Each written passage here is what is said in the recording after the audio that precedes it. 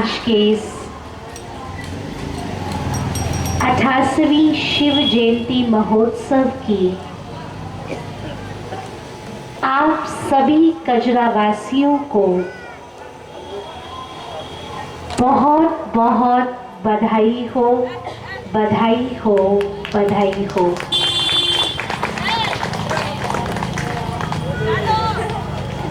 महाशिवरात्रि के पूर्व कजरा की इस धरनी पर 88वां शिव जयंती महोत्सव मनाने का एक महान उद्देश्य है। आने वाले महाशिवरात्रि पर्व को आप किस तरह से मनाएं? ये महाशिवरात्रि का पर्व हमें कौन सा संदेश देता है? हमें आने वाले महाशिवरात्रि पर कौन सा व्रत करना है, कौन सा जागरण करना है, कौन सा अनुष्ठान करना है, जिससे हम शिव बाबा के वरदानों को अपने जीवन में प्राप्त कर सकें। इन गूढ़ राजों को जानने के लिए आज ये 88वां शिव जयंती महोत्सव मनाया जा रहा है। सर्वप्रथम हम ये जानेंगे कि महाशिवरात्रि जो त्योहार है, इस त्योहार में शिव के साथ रात्रि शब्द क्यों जुड़ा हुआ है? क्योंकि जो त्योहार आने वाला है, सबसे पहले उसके अर्थ को समझना जरूरी है। यूं तो श्री कृष्ण का जन्म भी रात को 12 बजे हुआ, लेकिन श्री कृष्ण के जन्म के उत्सव को जन्माष्टमी के रूप में मनाते हैं। श्री कृष्ण जन्म रात्रि के रूप में नहीं मनाते, है ना? और शिव को सर्व आत्माओं का परम शिक्षक, परम सद्गुरु और परम पिता माना गया है। अब एक प्रश्न है कि आखिर शिव के साथ रात्रि शब्द क्यों जुड़ा हुआ है? भारतवर्ष में मनाए जाने वाले त्योहारों में से 2 ही त्योहार ऐसे हैं जिनके साथ रात्रि शब्द जुड़ता है। एक है शिवरात्रि और दूसरा है कौन सी रात्रि? बोलिए, दूसरी रात्रि कौन सी है? नवरात्रि। नवरात्रि। ये 2 ही त्योहार ऐसे हैं जिनके साथ रात्रि शब्द जुड़ा हुआ है। हमें समझना है, शिव के साथ जुड़ा रात्रि शब्द कोई 24 घंटे में होने वाले दिन और रात का प्रतीक नहीं है। शिव के साथ जुड़ा रात्रि शब्द अज्ञानता रूपी रात्रि का द्योतक है। ज्ञान को दिन कहा गया और अज्ञानता को रात शब्द से संबोधित किया गया। यूं तो इस समय संध्या कालीन वेला है, लेकिन अगर काल चक्र के हिसाब से देखा जाए कलयुग को अज्ञानता की रात कहा गया। कलयुगी दुनिया हम देख रहे हैं इस तरीके से हम सभी को प्रतीत हो रही है जैसे अज्ञानता की कालिमा छाई हुई हो, और इस अज्ञानता की कालिमा में मानव ठोकर खा रहा है। इस अज्ञानता की कालिमा में मनुष्य अपने लक्ष्य को भूल गया है। उसे पता ही नहीं है कि उसकी मंजिल क्या है। तो हम सबको ये समझना होगा कि परमात्मा शिव इस धराधाम पर तभी आते हैं जब इस संसार में अज्ञानता की रात छा जाती है। भगवान शिव का अवतरण तभी होता है जब मनुष्य आत्माएं दुखी, अशांत, परेशान होकर उस भगवान को पुकारती हैं, हे पतित पावन आओ, हे दुख हरता सुख करता आओ। हम सभी आज ये दृश्य देख रहे हैं। हर मानव हृदय की ये करुण पुकार है, भगवान मुझे दुखों से छुड़ाओ।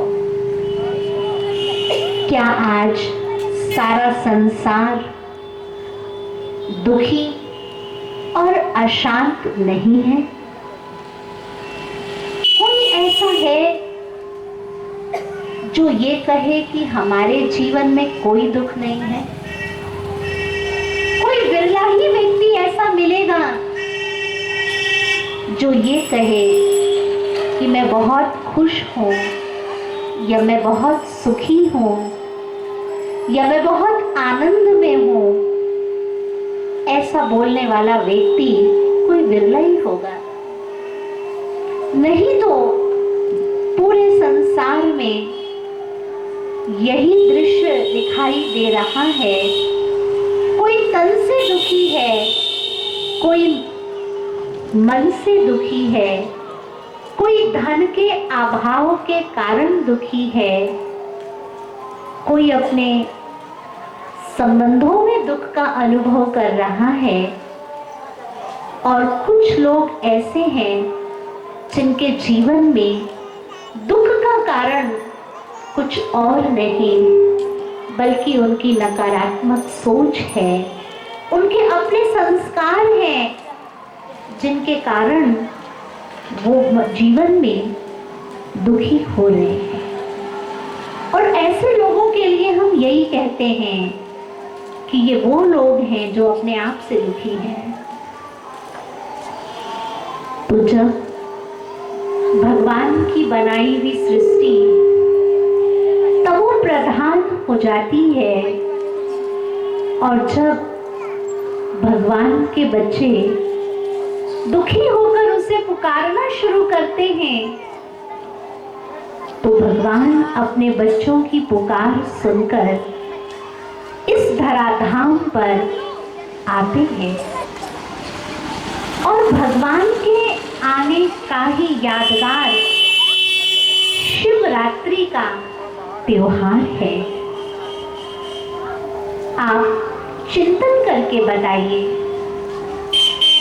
क्या इस समय जो संसार की हालत है, क्या भगवान को आने की आवश्यकता नहीं है? हाँ या ना बोलिए। क्या कोई मानवीय शक्ति इस संसार का परिवर्तन कर सकती है? कर सकती है। हम देख रहे हैं कोई भी व्यक्ति अच्छा कार्य करता है तो उसको क्रिटिसाइज करने वाले 10 लोग खड़े हो जाते हैं। कोई अच्छा काम करता है, उसको सहयोग देने के बजाय उसके कार्यों में त्रुटि ढूंढने वाले अनेकों लोग दिखाई देने लगते हैं। इसलिए इस कलयुग में एक चीज बहुत सस्ती है, वो है किसी की सलाह। सलाह हर व्यक्ति दे देगा, लेकिन सहयोग कोई विरला ही देता है या नहीं? बोलिए। सलाह बहुत आसानी से लोग दे देते हैं, लेकिन सहयोग देने वाला कोई विरला ही मिलता है। तो हम अनुभव करते हैं कि किसी मानवीय शक्ति से वर्तमान समय जो विश्वव्यापी समस्याएं हैं, उसका समाधान नहीं हो सकता।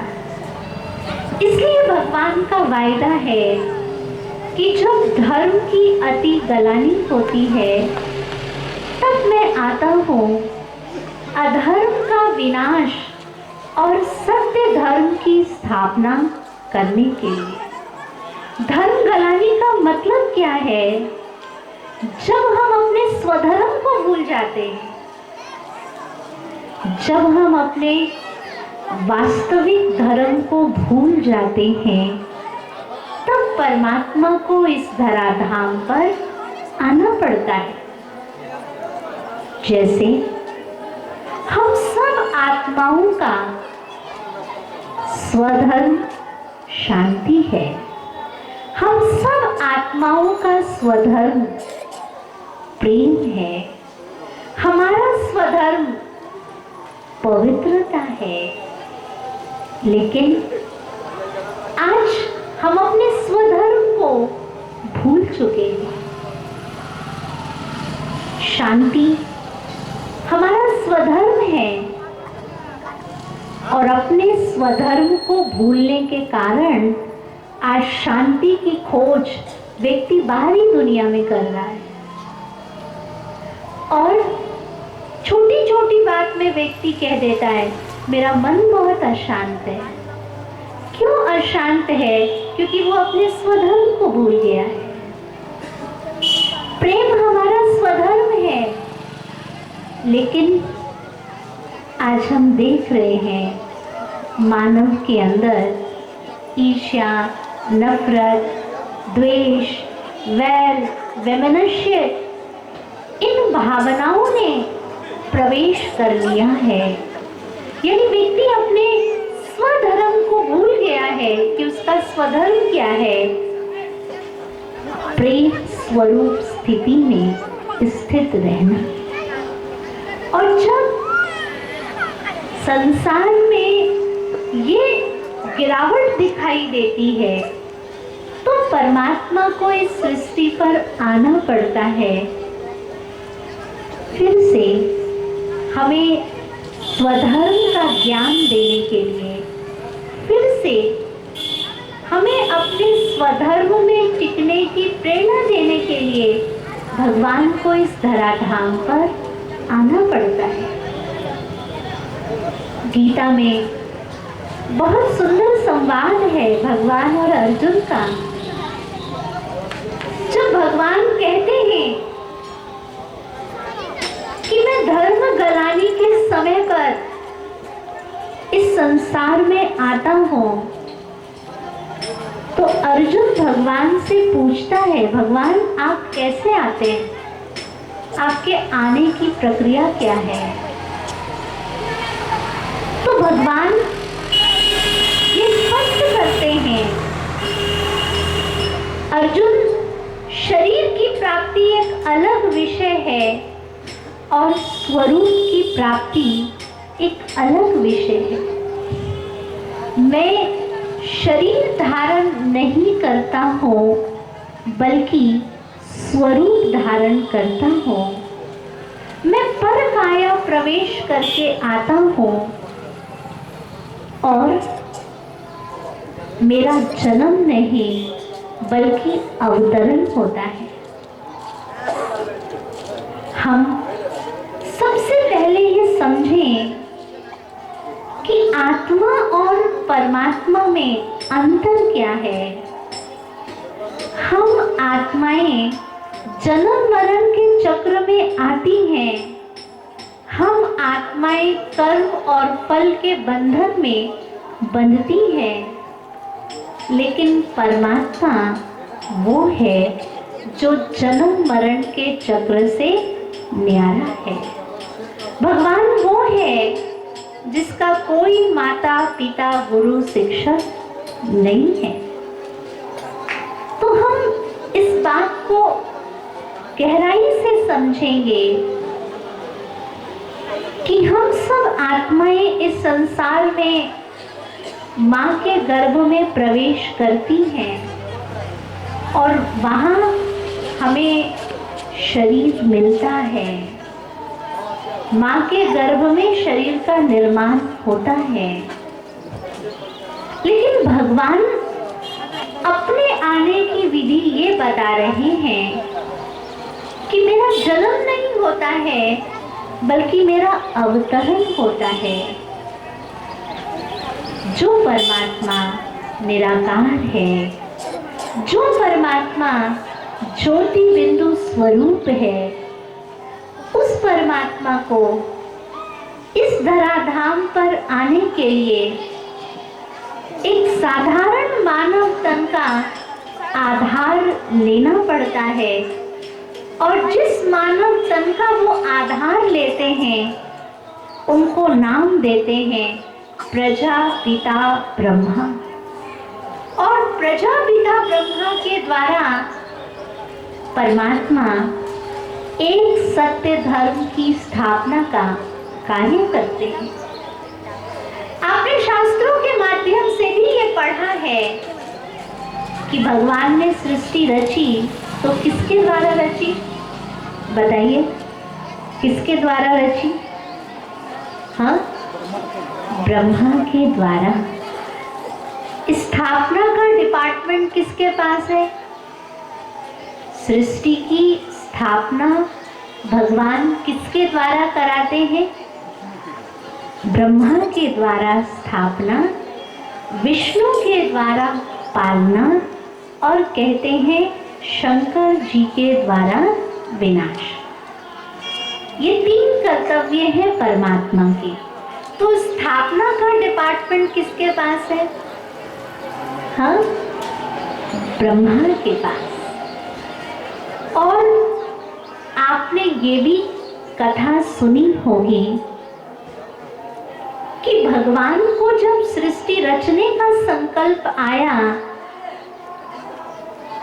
तो सृष्टि कैसे रची? तो कहा कि सबसे पहले ब्रह्मा को उन्होंने उत्पन्न किया, और ब्रह्मा की जब उत्पत्ति हुई तो ब्रह्मा जी को भी अपने कर्तव्यों का ज्ञान नहीं था। माना जिस ब्रह्मा को भगवान ने उत्पन्न किया उसे ब्रह्मा के रूप में क्या करना है ये उसे ज्ञात नहीं था। कहते हैं ब्रह्मा जी की जब उत्पत्ति हुई तो ब्रह्मा ने ऊपर देखा तो कुछ नहीं दिखाई दिया, नीचे देखा तो भी कुछ नहीं दिखाई दिया, और जब उनका ध्यान विष्णु जी की तरफ गया तो ब्रह्मा जी विष्णु जी से पूछते हैं मैं कौन हूँ? तो विष्णु जी कहते हैं जो मैं हूँ वही तुम हो। अर्थात ये समझने की बात है कि परमात्मा को जब इस कलयुगी दुनिया में आना पड़ता है तो भगवान को इस कलयुगी दुनिया में कौन से मनुष्य मिलेंगे? क्या इस कलयुगी दुनिया में भगवान को सतयुग के देवी देवता तो नहीं मिलेंगे ना? भगवान जब इस कलयुगी दुनिया में आते हैं तो परमात्मा साधारण मानव को सेलेक्ट करते हैं। कहते हैं दुनिया में किसी पोस्ट और पोजीशन के लिए इलेक्शन होता है, लेकिन भगवान के घर में इलेक्शन नहीं होता है। भगवान के घर में क्या होता है? सिलेक्शन होता है। भगवान को जिस तन को अपना माध्यम बनाना होता है, होता तो वो कलयुगी मानव ही है, लेकिन भगवान उसको अपने रथ के रूप में सेलेक्ट करते हैं और स्वयं परमपिता परमात्मा शिव जिस रथ को, जिस तन को अपने माध्यम के रूप में सेलेक्ट करते हैं, उसी का गायन भागीरथ के रूप में होता है। और हम सब जानते हैं भागीरथ ने गंगा लाई, ये गायन हमारे शास्त्रों में है। एक वो गंगा है जो अविरल बह रही है और एक ज्ञान की गंगा है। जिस ज्ञान की गंगा को बहाने का कार्य स्वयं परम पिता परमात्मा शिव उस मानव तन में प्रविष्ट होकर करते हैं, जिस मानव तन को वो अपने रथ के रूप में, वो अपने माध्यम के रूप में सेलेक्ट करते हैं और उसको नाम क्या देते हैं? प्रजापिता ब्रह्मा। और भगवान जब नई सृष्टि का सृजन करते हैं तो नई दुनिया बनाने के लिए भगवान को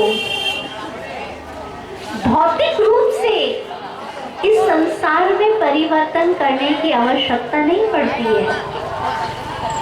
आज आप देखिए, हम विज्ञान के युग में जी रहे हैं, हमारे पास संसाधन बढ़ते जा रहे हैं, दिनों दिन हम प्रगति कर रहे हैं, लेकिन क्या हम इस दुनिया को नई दुनिया कहेंगे?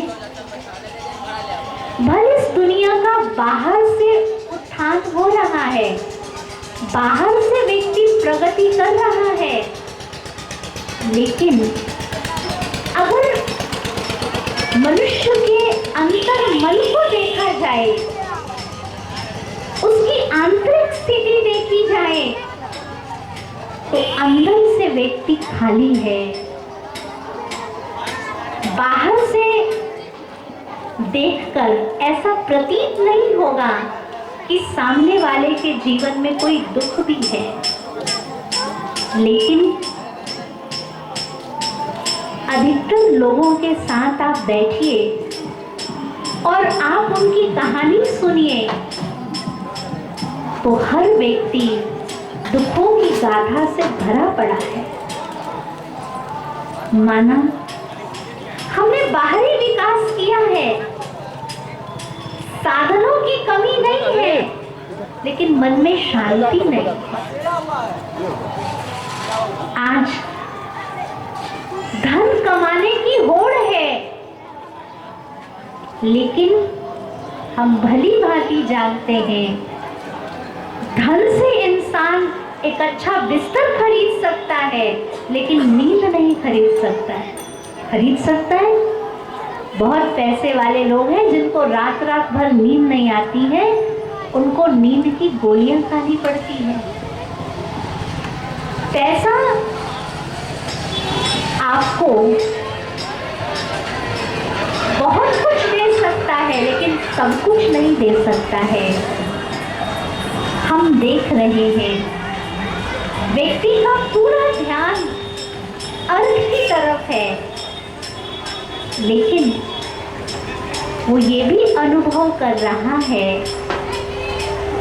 पैसा है, लेकिन आज व्यक्ति के जीवन में स्वास्थ्य नहीं है। हम देख रहे हैं मेडिकल साइंस ने बहुत प्रगति कर ली। रोज नए नए हॉस्पिटल्स बन रहे हैं, डॉक्टरों की संख्या बढ़ रही है, नई नई दवाइयाँ निकल रही हैं, इसके बाद भी क्या मनुष्य संपूर्ण स्वस्थ हो रहा है? हो रहा है। जितना मेडिकल साइंस प्रगति कर रहा है, हम देख रहे हैं बीमारियां भी उसी स्पीड से बढ़ रही हैं। रोज नया नया वायरस पैदा हो रहा है और कई बार हमारे वैज्ञानिक भी सोचने लग जाते हैं कि जो नई नई बीमारियां आ रही हैं उसके लिए कौन सी दवा का आविष्कार किया जाए। कहने का तात्पर्य है कि हम सबको ये समझना होगा कि समय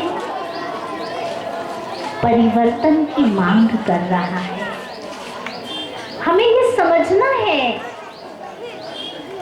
कि इस अज्ञानता की रात्रि में परमात्मा जब तक इस धराधाम पर न आए तब तक इस संसार का परिवर्तन संभव नहीं है। और भगवान परिवर्तन की गतिविधि को किस तरीके से आगे बढ़ाते हैं? भगवान हमें स्लोगन देते हैं, स्व परिवर्तन से विश्व परिवर्तन। जब तक मनुष्य की सोच नहीं बदलेगी तब तक ये संसार परिवर्तन का कार्य संपन्न नहीं होगा। आप सुन रहे थे और हम सब ने कुछ ही दिन पहले जब राम मंदिर में रामलला की मूर्ति की प्राण प्रतिष्ठा हुई तो खूब जश्न मनाया। चारों तरफ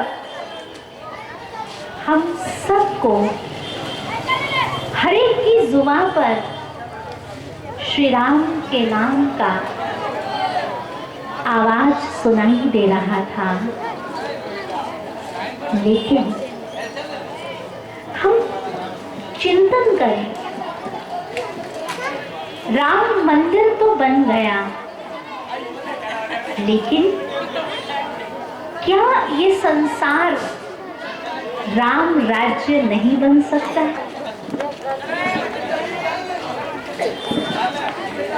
सिर्फ हमारी यात्रा राम मंदिर तक नहीं है, हमारी यात्रा राम राज्य लाने तक है। जब तक हमारा व्यक्तित्व श्री राम जैसा नहीं होगा तब तक ये संसार रावण राज्य से राम राज्य में तब्दील नहीं हो सकता। इसलिए हम इस 88वीं शिव जयंती पर हर एक सनातनियों को ये संदेश दे रहे हैं कि आज आप जिस सनातन का बोलबाला कर रहे हैं वो आदि सनातन देवी देवता धर्म तभी स्थापित होगा, वो एक धर्म की स्थापना तभी होगी जब हम श्री राम के व्यक्तित्व का जीवन में आचरण करें। बहुत सीख हमें श्री राम के जीवन से मिलती है। श्री राम का जीवन हमें सिखाता है कि एक मानव कैसे मर्यादा पुरुषोत्तम बन सकता है। श्री राम का जीवन हमें सिखाता है कि आप समाज में रहकर कैसे लोकप्रियता हासिल कर सकते हैं। श्री राम का जीवन हमें त्याग सिखाता है, श्री राम का जीवन हमें समर्पण सिखाता है, श्री राम का जीवन हमें प्रेम करना सिखाता है, श्री राम का जीवन हमें न्याय सिखाता है। इसलिए राम मंदिर भी बना तो न्यायपूर्ण रीति से बना। ये सब हमने देखा, क्योंकि जिनका जीवन ही न्याय से भरा हुआ था उनका मंदिर भी कैसे बना, न्यायपूर्ण रीति से बना। आप जब रामायण में वर्णित विभिन्न घटनाक्रमों पर चिंतन करेंगे तो आपको अनुभव होगा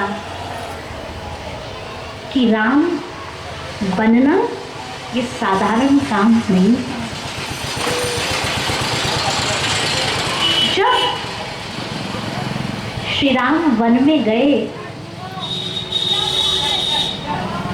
तो वन में पहुंचने के बाद उन्होंने वन देवी से कहा कि मैं जिस रास्ते से आया हूं उस रास्ते में वन देवी बहुत कांटे हैं। मैं आपसे विनती करता हूं कि आप उन कांटों को निकाल दें। वन देवी ने कहा, आप तो प्रभु पहुंच ही गए हैं, अब मैं उन कांटों को निकाल कर क्या करूंगी। तो श्री राम कहते हैं, वन देवी मैं तो आ गया हूं, लेकिन मेरा भाई भरत जब मुझे खोजते खोजते यहां तक पहुंचेगा तो उसके पांव में कांटे न चुभे। इसलिए वन देवी मैं आपसे प्रार्थना करता हूं कि आप राह के कांटों को हटा दें। वन देवी कहती है कि क्या तुम्हारा भाई भरत इतना कमजोर है, तुम कांटों पर चल सकते हो और तुम्हारा भाई नहीं चल सकता। राम कहते हैं, वन देवी मेरा भाई भरत उन कांटों पर भी चल सकता है, लेकिन जब भरत उन कांटों पर चलेगा तो वो ये सोच करके बहुत दुखी होगा कि जिन कांटों पर मैं चल के जा रहा हूं उन्हीं कांटों पर मेरे प्रभु श्री राम भी चलकर गए होंगे, मेरे बड़े भैया भी चलकर गए होंगे और वो मेरे दुख से दुखी हो जाएगा, वो मेरे दुख से व्यथित हो जाएगा। इसलिए वन देवी मैं प्रार्थना करता हूँ कि तुम उन राह के कांटों को क्या करो, निकाल दो, ताकि भरत इस बात से दुखी ना हो कि उसका भाई कांटों पर चल कर के वन में पहुंचा है। माना राम वो हैं जो स्वयं दुख सहन करते हैं, लेकिन उन्होंने किसी दुख को भी सहा है, इस चीज का एहसास वो किसी को होने नहीं देते। उन्होंने स्वयं दुख को सहा है, इस चीज का अनुभव वो अपने भाइयों को भी नहीं होने देना चाहते हैं। ये है श्री राम का व्यक्तित्व। यानी राम वो है जो भल स्वयं कष्ट सह ले, लेकिन राम बनने का सफर एक ऐसा सफर है जिस सफर में व्यक्ति जब तक एक लक्ष्य लेकर नहीं चलेगा, मुझे सबको सुख देना है, तब तक वो मर्यादा पुरुषोत्तम नहीं बन सकता है। भगवान भी जब इस धराधाम पर आते हैं तो हमें यही प्रेरणा देते हैं कि हम अपने विचारों का परिवर्तन करें, हम अपने संस्कारों का परिवर्तन करें। आज हमारे संस्कारों में दुखी होना स्वाभाविक हो गया है, हमारे संस्कारों में दुख देना भी स्वाभाविक हो गया है। कभी अपने कर्म से व्यक्ति दूसरों को दुख देता है, कभी अपने बोल से दूसरों को दुख देता है, कभी अपनी सोच से दूसरों को दुख देता है। लेकिन ये संसार तभी स्वर्ग, हेवन या पैराडाइज बन सकता है। ये रावण का राज्य राम राज्य में तब्दील तभी हो सकता है जब ऐसी मनुष्य आत्माओं का संगठन तैयार हो जाए जिनका एक ही संकल्प हो, मुझे सबको सुख देना है, मुझे सबके प्रति शुभ भावना और शुभकामना रखनी है। जब ये संगठन तैयार होगा तो जिन आत्माओं के अंदर स्वयं में परिवर्तन आएगा, उनका सतयुग तो उसी समय से शुरू हो जाएगा।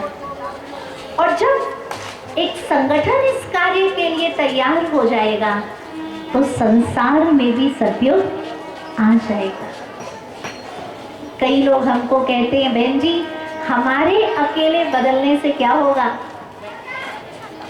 इतनी बड़ी दुनिया है, अगर हम सच्चाई के मार्ग पर चले तो लोग हमको जीने नहीं देंगे, हम ईमानदारी के मार्ग पर चले तो हम जी नहीं पाएंगे। लेकिन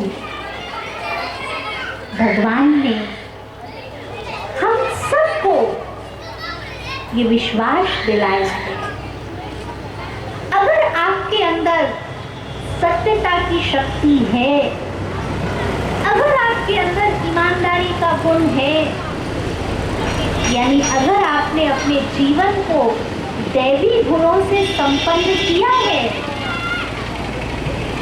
तो आप विश्वास रखिए, भले दुनिया के लोग आपकी परीक्षा लेंगे लेकिन आपकी पराजय नहीं होगी। आपने सुना है सत्य परेशान हो सकता है लेकिन सत्य पराजित नहीं हो सकता। आपने ये भी सुना है सत्य की नाव हिलेगी, डुलेगी लेकिन डूबेगी नहीं।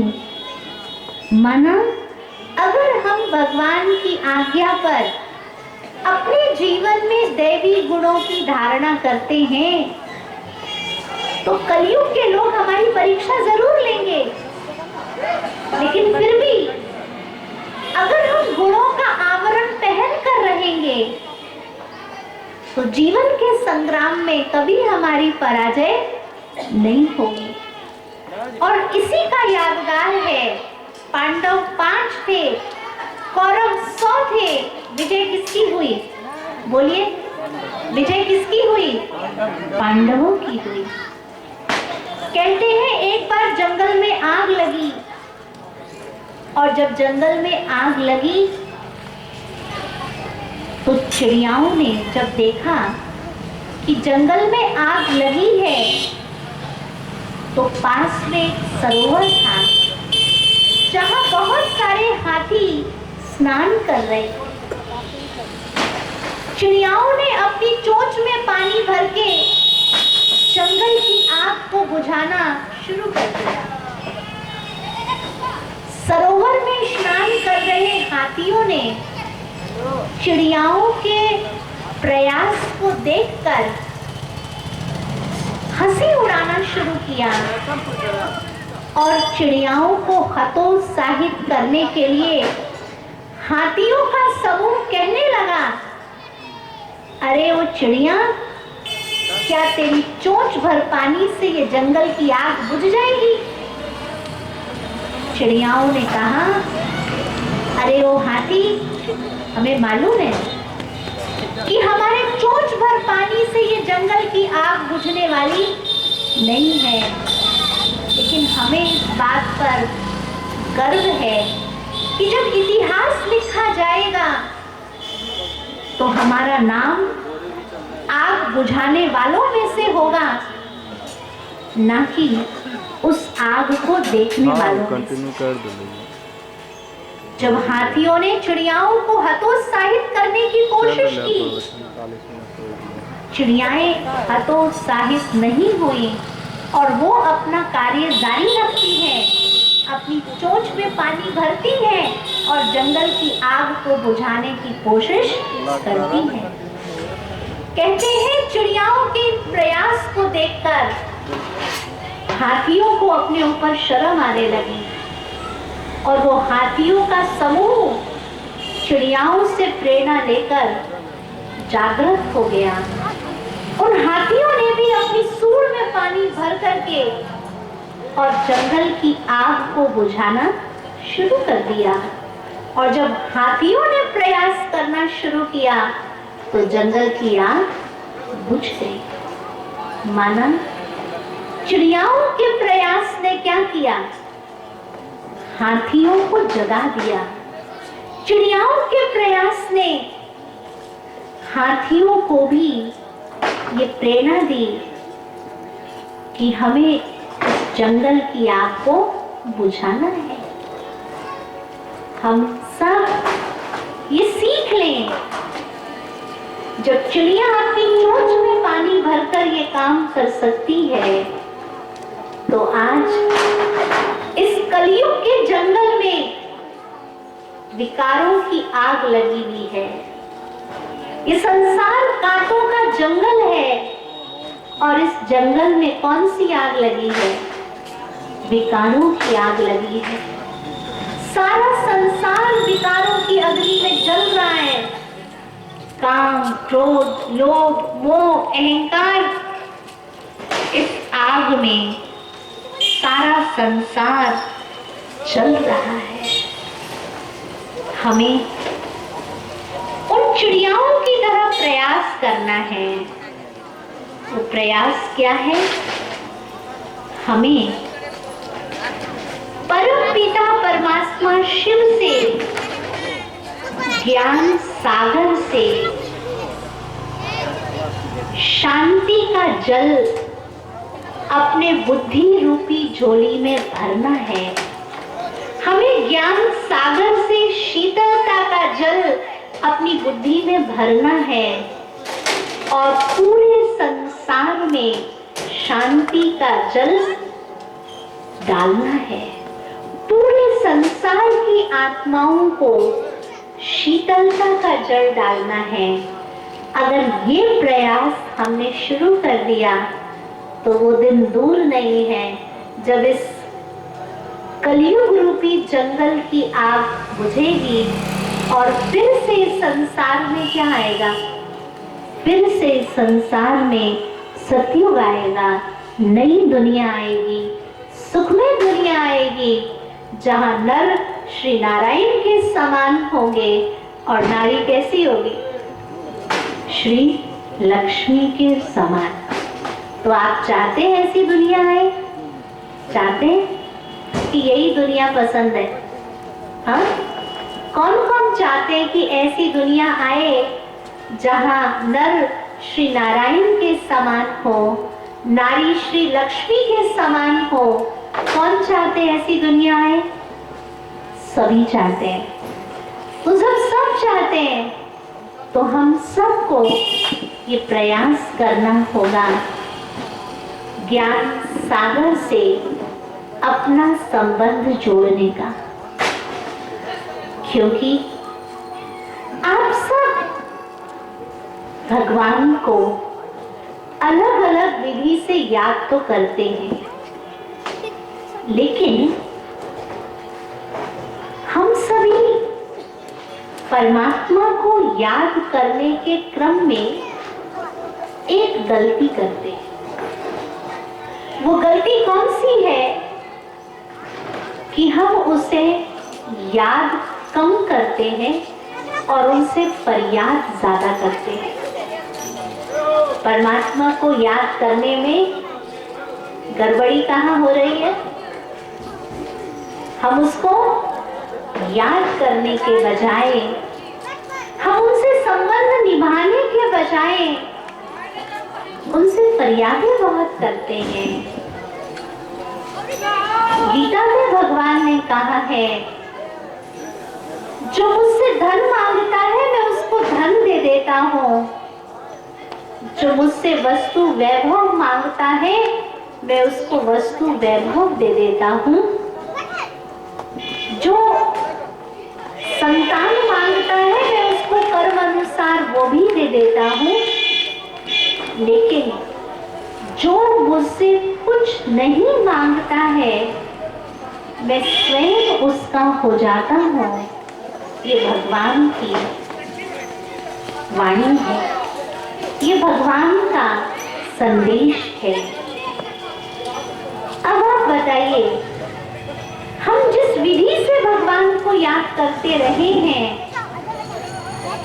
हमारी याद में हमेशा कोई ना कोई मांग रही है, हमारी याद में हमेशा कोई ना कोई फरियाद रही है। लेकिन याद रखिएगा, आप जितना मांगेंगे उतना ही मिलेगा। और अगर आप उस भगवान से कुछ नहीं मांगते हैं, सिर्फ एक ही चीज मांगते हैं, उसका हाथ और उसका साथ। अगर आप सिर्फ एक चीज भगवान से मांगते हैं कि प्रभु मुझे सिर्फ आप चाहिए, तो आप अनुभव करेंगे कि अगर आपको अपने जीवन में भगवान का साथ मिल गया, अगर सर्वशक्तिवान भगवान आपका साथी बन गया है, तो आपको अपने जीवन में किसी भी चीज की कमी नहीं होगी। इसलिए भगवान से स्थूल वस्तु मांगने के बजाय आप सिर्फ एक ही चीज उस प्रभु को कहें, मुझे क्या चाहिए? आपका हाथ और सांस चाहिए। और इसका साक्षी महाभारत युद्ध है, जहां दुर्योधन ने भगवान से अक्षौणी सेना मांगी और अर्जुन ने सिर्फ भगवान का साथ मांगा। तो विजय किसकी हुई? किसकी हुई? पांडवों की हुई। क्योंकि पांडवों के साथी, पांडवों के सारथी कौन थे? स्वयं भगवान थे। तो हम सबको उस परमात्मा से निस्वार्थ प्रेम करने की जरूरत है। हमें उस सर्वशक्तिवान परमात्मा को अपना साथी बनाने की जरूरत है। हमें उस परमात्मा से दिल का प्यार करने की जरूरत है। अगर हमारा उसके साथ दिल का प्यार है तो भगवान आपके ऊपर बलिहार जाएगा। आप अनुभव करेंगे कि जो भगवान से कुछ नहीं मांगते हैं, भगवान स्वयं उनके ऊपर बलिहार जाता है। अंत में हमारा यही कहना है, ब्रह्मा कुमारी ईश्वरीय विश्वविद्यालय इस वर्ष 88वां शिव जयंती महोत्सव मना रहा है, जन जन तक ये संदेश पहुंचाने के लिए कि भगवान शिव को अपना कार्य करते हुए विगत 88 वर्ष हो चुके हैं। आने वाले समय में ये सृष्टि एक महाभारी महाविनाश से गुजरने वाली है और आप देखेंगे इस कलयुगी दुनिया का महाविनाश होगा और फिर से इस संसार में सतयुग आएगा। ये आने वाले समय के लिए भगवान ने हमें सचेत किया है। इसलिए हर वर्ष शिवरात्रि पर आप जागरण करते आए हैं।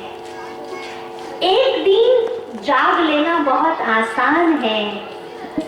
भगवान शिव का ये आदेश है, मेरे बच्चों अज्ञानता की नींद से जागो। ये जागरण का समय है, ये अपनी अंतर आत्मा को जगाने का समय है। और आलस्य